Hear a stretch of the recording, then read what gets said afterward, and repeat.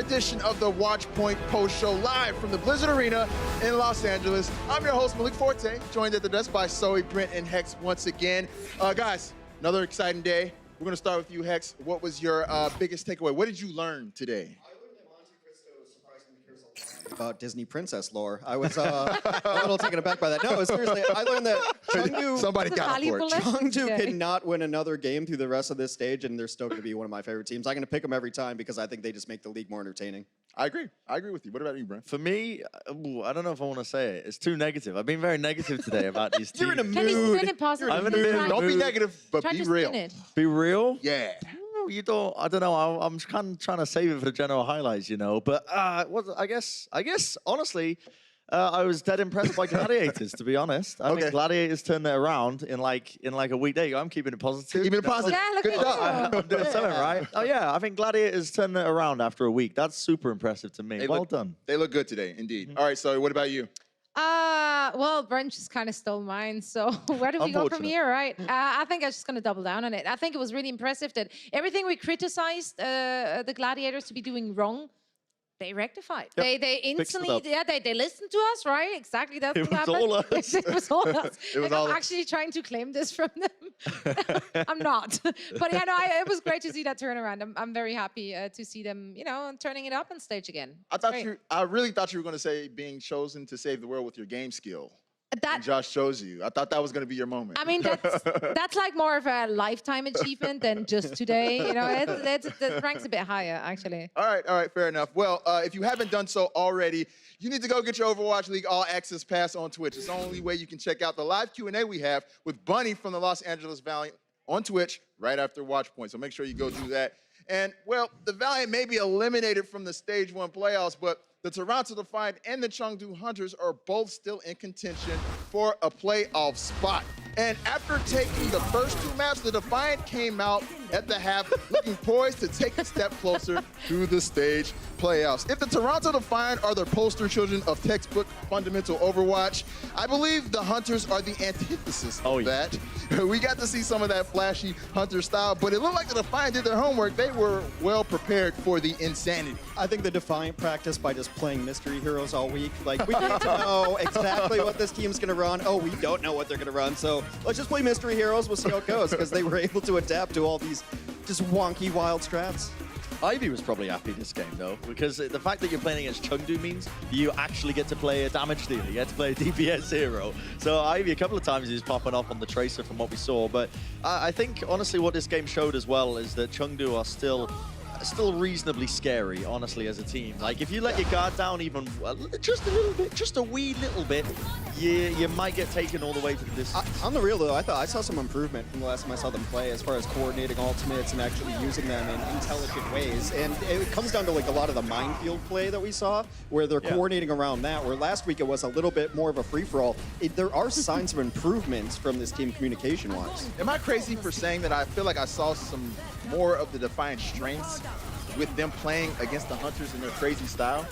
Did you guys see anything new from the Defiant just watching this match? Well, the thing is, I think if you're playing against a team like the Hunters, it does open up a lot more comfort picks, be that in not just hero picks, but also like in just general things you can do against teams which are not running 3-3. Right. Because if you're running into a team which is going 3-3, you're a little bit more limited in the approaches you can take to team fights. There's just other things you have to take into consideration. Whereas if you're going up against a quad DPS squad, we saw on Route 66 from the Chengdu Hunters, it opens up a lot more different ways to approach a team fight. So I think Defiant actually did really good at adapting to that. All right, I got another question for you guys. Are the Defiant for real? Top 5. Top 5? Oh, boy, mate. Whoa. I've heard some people saying it, man. Oh, I mean, I'm thinking, Word on the street is let me they list are out some top five. teams. That, Vancouver, NYXL. yeah, Shock. You have Shock there. I have Charge up there. Gladiators, I think, after today. Really? Over Yeah. the rain, Atlanta? After one good Yeah, game? especially after. Atlanta had an off day though. Like, Didn't they though? I feel like now, yeah, but I don't want to talk too much. I smack mean, on the Atlanta. Defiant are number 4 scared of them. in the You standings right Do now. you really should? They're firmly in Atlanta's that second definitely up tier. there for me. How about that? It's easier to tier, rather than top 5 or top 10. Okay, Sure. There's A tier, and then they're definitely in the second tier. okay. Fair. All right. Okay. But that's an improvement from before when a lot of people were writing him off earlier in the season. All right, well, guys, we're going to take a quick break, but don't go anywhere. More Stage 1 playoff dreams. Hang in the balance. We'll be right back with more Watchpoint post-show in just a bit. The Overwatch League is brought to you by T-Mobile. High ground or low ground, T-Mobile has you covered.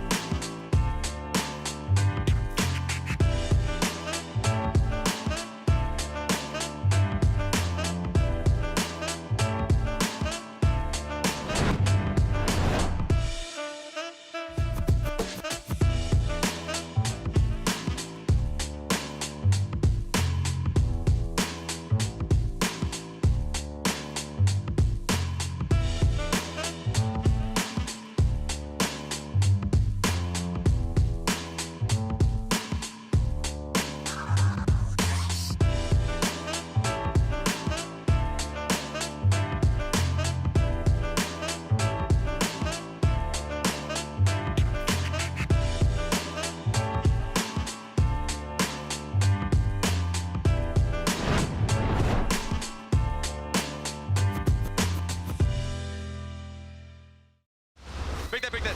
Nice. Hey, McCree behind, One. Take her. D.Va 1. Go, baby, come, baby. Go, baby, fast. Nice. Good job. Nice. Good job. It's okay. No, what? It's okay. Okay. The Valiant haven't won a ton of maps this season, so you can understand Korea's confusion when they took Anubis, but ultimately the Fusion had their number today. So how would the Valiant fare against a more familiar opponent? That was the question coming in. These two teams had some pretty good scraps last season, and today would prove to be no different. The only thing about today, it wasn't pretty. It was a pretty sloppy 5 maps, to say the least. Yeah, I mean, that's made my day, though. I was coming into this highlights ready to just crack down on both these teams, but the Korea was my spirit animal. Like, he's just like me in ranks. Like, what? Come on. That's actually killed me. I've got nothing to say. Take it away. I have some stuff to say. Actually, in this very matchup, I thought it was very interesting that we saw Sado, I mean, not in this clip per se, but generally we saw him so much more on Reinhardt than on his Winston pick. Throughout the last few weeks, we saw Sado going for that Winston over and over and over again. Now he has been on Reinhardt in this very matchup for 73%. Usually it's around 50%, so that's quite a change. So I find it interesting that Valiant managed to force him onto the Reinhardt, and I think it goes back to Fate liking that Winston so much. And then Fusion maybe wanting to have the advantage, going with a Ryan 3-3. Those are interesting percentages. About 80% of the time, his Reinhardt was terrible. Yeah, I know, and it almost lost him the game, to be honest. But on Busan, it was actually really good. He was able to redeem himself from some bad Reinhardt play earlier that day. But I said these teams both played down to their opponents, so it was going to be a race to the bottom today, and this was not top-tier Overwatch. Permission to be real for a second? yeah, for both be these real. teams? Be real. Permission granted, Grin. Okay, Go because for it. these teams, I think I said in a halftime, I stand by it. It was like 2 potatoes trying to create mashed potatoes by like running into each other repeatedly. That's what the vibes I was getting from these teams. I felt like both teams made, quite honestly, appalling mistakes for Overwatch League teams. Like, I'm going to straight up call them out on this. Like, I'm expecting a higher level of play, especially from these two teams. By now, you have so much footage to work off in terms of understanding the metagame, how to play, that the amount of mistakes that were being made on a regular basis by both of them was... I want to say unforgivable, honestly. I want to say unforgivable. Because it's just...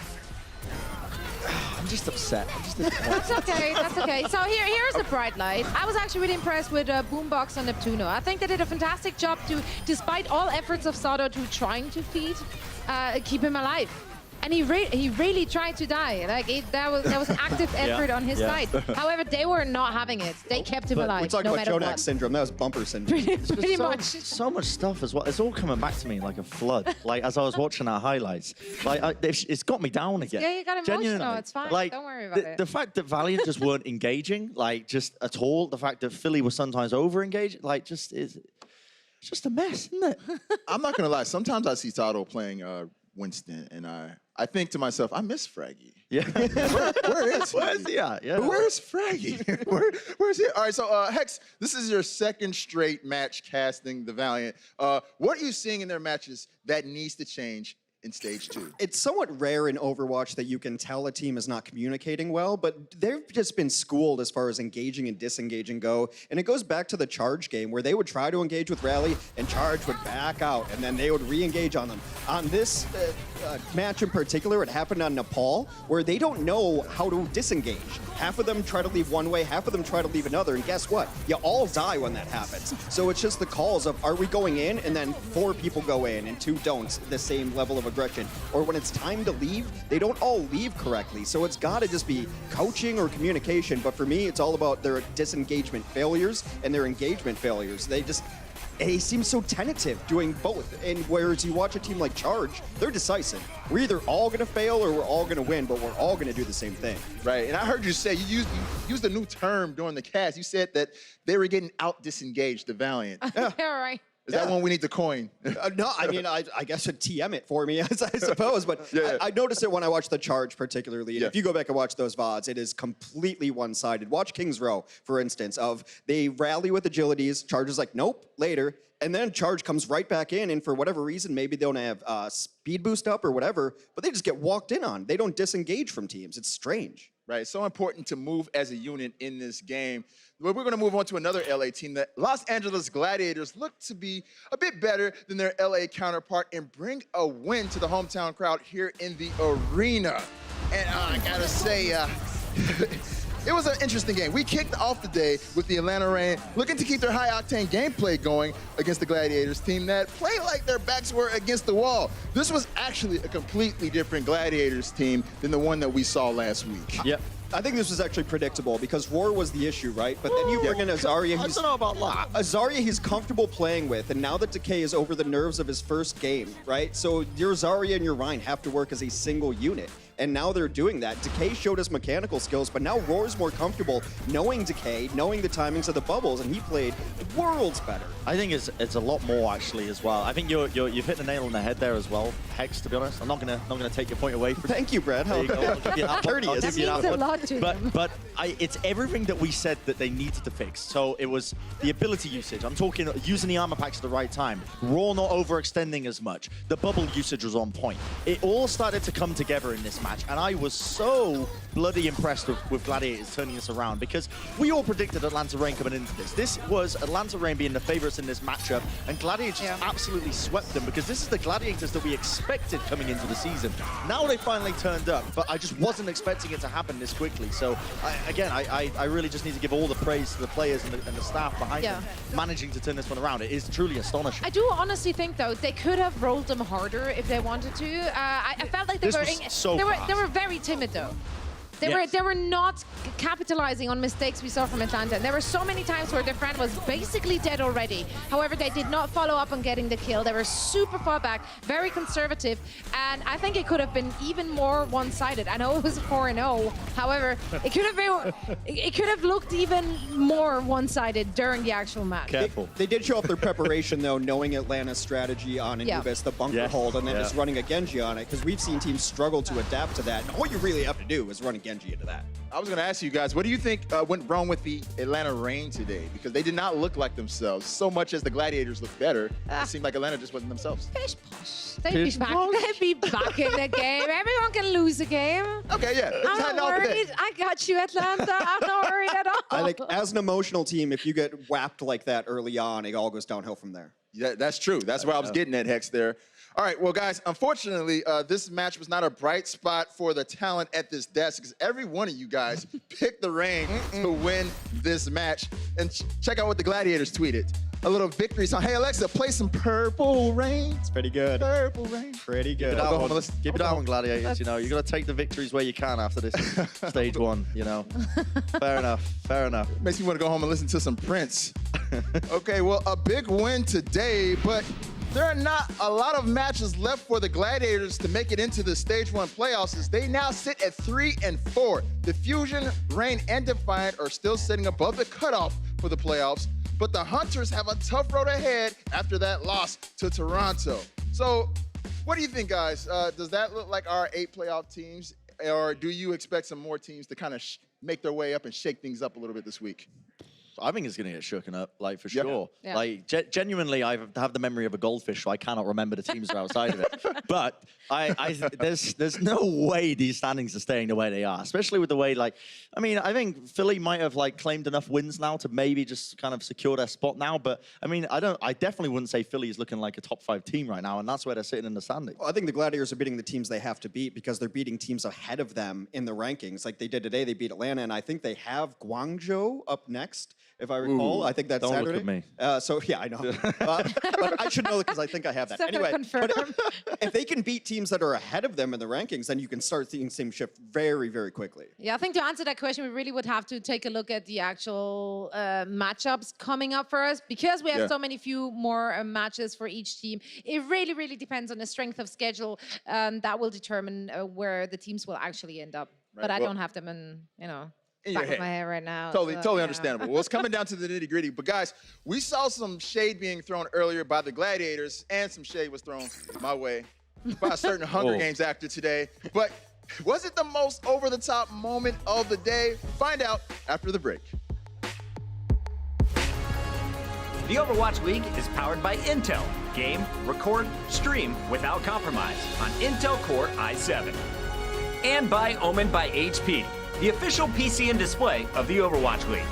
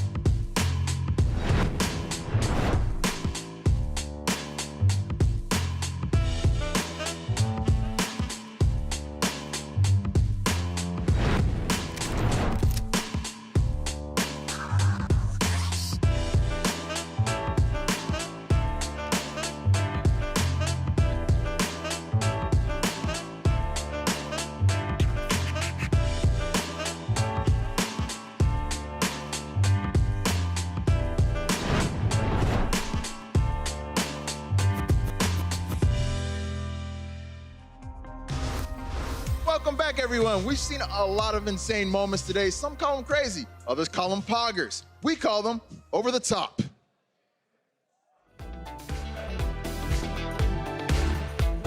All right, starting things off, the Valiant fans being super excited and giving the cold shoulder to the Philadelphia Fusion.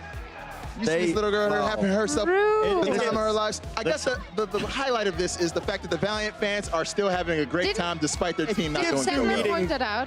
Gives new meaning to they are 7. That's a 7-year-old move right there. Listen, oh man, I'm so annoyed that you jumped in with that, bro. All right, guys, Like, next one. The sneaky Earth Shatter from Fate. We can't forget about this one. It was beautiful.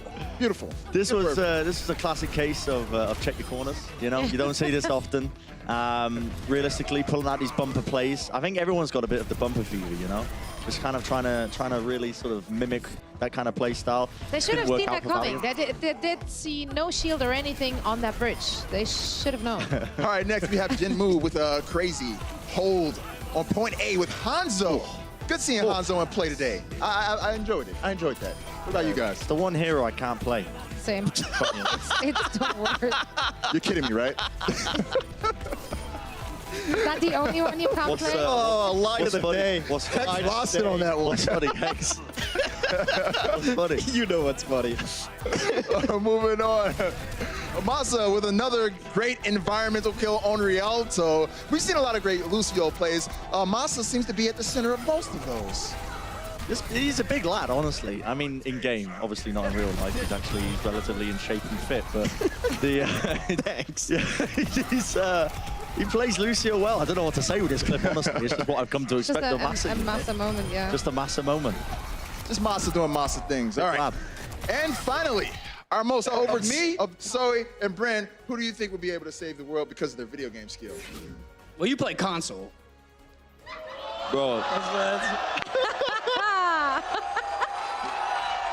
Excuse me. You like tickling the sticks. So of me, Zoe, and Bren, who do you think will be able to save the world? That one stung, guys. That one stung. I cannot believe Josh called me out like that. Like console players don't need love too. We do. I mean, my reaction was, he's not wrong, but he's just mean. I mean, all right, look, I can't help. Unlike most of the internet, I like to do what I want to do. I like to be who I am. And again, I said console players need love. Yo, we got any console players here at the Blizzard Arena? There you go. You see what I mean? Isn't everyone a It's not console literally player? everyone. Like everyone also plays console. I've never heard of Yeah. a PC gamer being like, oh, I never touched it. I will say this. I kind of had that one coming. I was playing Overwatch on PC. I was using a gamepad, and I got a little, it was a tense moment, and I might have done some tactical crouching. So I had that one coming. Shouts out to Josh for joining us on today. And guys, those were the most over-the-top moments of today. Now let's see who you are all cheering for on Twitch. The Atlanta Reign, they have climbed into the 2 millions. They are still on top, followed by the Hangzhou Spark, the New York Excel, the Houston Outlaws, and climbing into our top 5, the LA Gladiators, who were able to get their second win today. And here's our individual cheer bits leaderboard. Number of TV still at the top. Yo, Hex, can you read number 10? Q505 type 9. Everybody seems to get that. I don't know how, I don't get how fucking I know was that I've played Pokemon. against Raiden Slayer, and it's like, it's gotta I be, read it that's at- gotta be a fighting game fan, right? Yeah, for sure, for sure. Guys, we appreciate all the love, but don't go anywhere. We'll be right back after the break.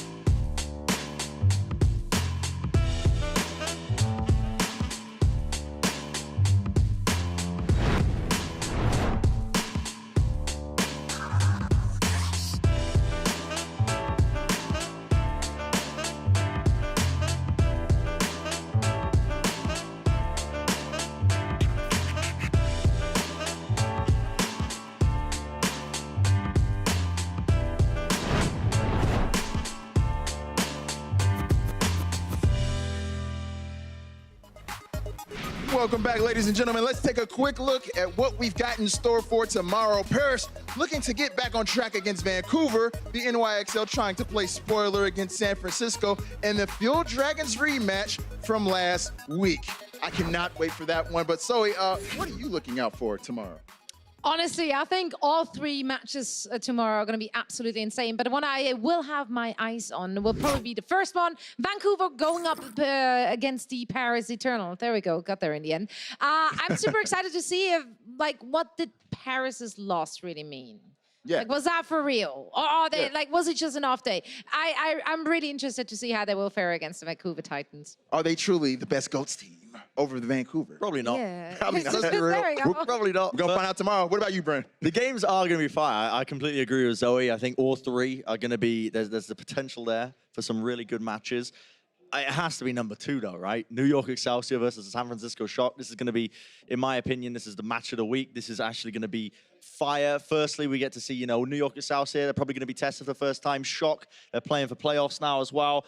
There's so much to play for, realistically, tomorrow of all these matches. I'm dumb hyped for the second one, though. I think it's going to be lit. There's a lot to play for the San Francisco Shock, but I'm looking forward to that same game, too, to see if New York is putting on their sandbags already. They locked in their seed for stage 1, and we know this team doesn't care about games that don't matter to them. They might not show you any strats.